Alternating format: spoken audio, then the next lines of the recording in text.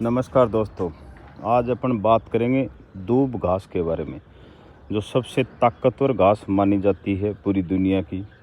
क्योंकि जितने भी घास हैं, जितने भी पेड़ हैं, पौधे हैं, वो प्रकाश संश्लेषण के साथ, सूर्य की ऊर्जा के साथ में कार्बन डाइऑक्साइड और पानी को मिक्स करके अपना भोजन बनाते हैं। और वो भोजन, उसकी जो सेल्स होती हैं, उसकी कोशिकाएं होती हैं, उसकी आउटर जो पेरीफेरी है उसमें जमा होती हैं और वो सेल्स का निर्माण करती हैं।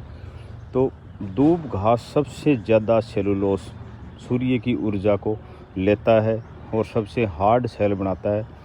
ये देखो आप, इसकी ये एक बार फैल गया, यदि ये देखो आप, इसकी जड़ें देखो, नीचे तक मोटी मोटी जड़ें हो जाती हैं और आगे आगे चलता रहता है। बीज से भी ये फैलता है और जड़ों से भी ये फैलता है। यदि एक बार ये दूब घास हो गया तो ना तो दूसरे घास को ये होने देता है, ना ये दूसरी फसल को होने देता है, और धीरे धीरे बहुत ज़्यादा संघन हो जाता है, डेंस हो जाता है। ये देखो आप, ये डेंस हो चुकी, बहुत संघन हो गई। अब इसके अंदर ना तो कोई दूसरी फसल उगेगी और ना ही कोई दूसरे घास को ये उगने देता है।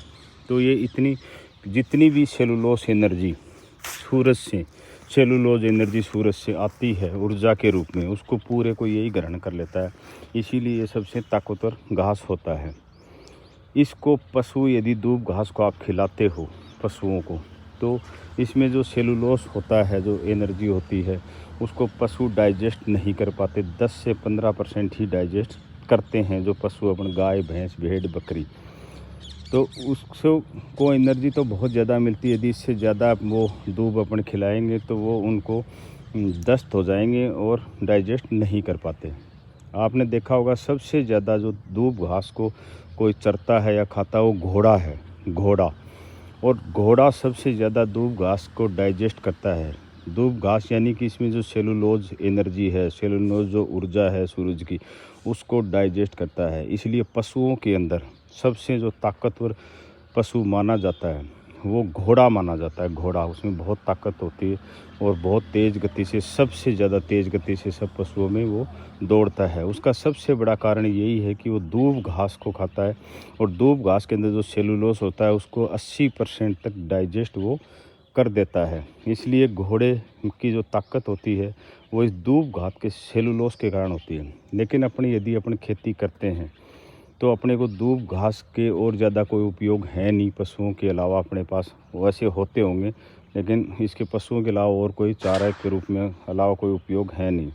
तो अपने को और भी फसल उगानी होती है, तो इसको निकालना पड़ता है। यदि ये एक बार हो गया तो ना तो कोई दूसरे घास को ये उगने देता है, ना वहाँ पे फसल को होने देता है।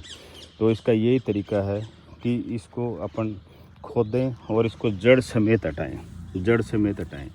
और इसके जैसे ये फूल आने शुरू हो जाते हैं। ये देखो आप, ये फूल मतलब आ गए हैं, इस पे बीज लगेगा, इस बीज से ही फैलेगा। तो ये बीज आने से पहले आपको इसको खोद के हटाना पड़ेगा। 1-2 बार हटाओगे तो ये धीरे धीरे कम हो जाएगा और आपकी ज़मीन बची रहेगी दूसरी फसलों के लिए। यदि ऐसा नहीं करोगे तो ये ही आपकी ज़मीन पे कब्जा कर लेगा और आप इसमें खेती नहीं कर पाओगे। तो इसका, वैसे तो केमिकल में तो कई केमिकल आते होंगे इसको जलाने, लेकिन यदि आप प्राकृतिक खेती करते हो तो ये ही थोड़ी दूर में करते हो तो इसको आप कंट्रोल कर सकते हो।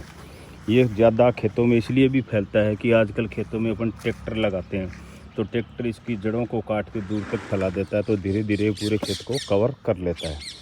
तो जब भी आप खेत में कहीं दिखे तो धीरे धीरे इसको हटाना शुरू करो, ये कंट्रोल हो जाएगी। यदि पूरे खेत में होगी तो इसको कंट्रोल करना मुश्किल है। अभी मैं मेरे इस पे खेत पे, फार्म पे ये दूब है, इसको इस फावड़े से हटा रहा हूँ खोद खोद के। ये देखो आप, ये खोद खोद के इसको हटा रहा हूँ और ये कंट्रोल हो जाएगी।